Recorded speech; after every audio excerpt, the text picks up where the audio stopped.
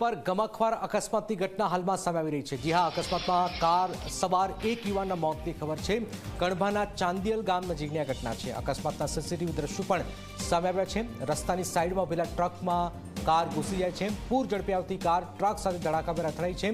અકસ્માતમાં એકનું મોત થયું છે, 3 યુવાન ઇજાગ્રસ્ત થયા છે।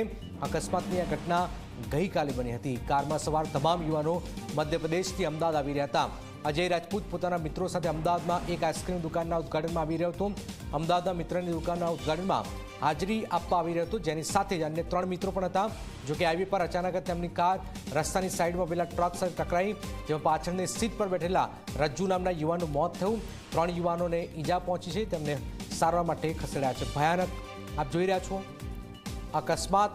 ટ્રક જે ઊભી છે અને સીધી ટક્કર મારે છે, જેમાં એક યુવાનનું મોત થાય છે। ફૂલ સ્પીડમાં હતી કાર, આપ જોઈ રહ્યા છો, અને જે ટ્રક ઊભો છે એની પાછળ ટક્કર વાગે છે, ધડાકાભેર અથડાય છે, જેમાં એક યુવાનનું મોત થાય છે।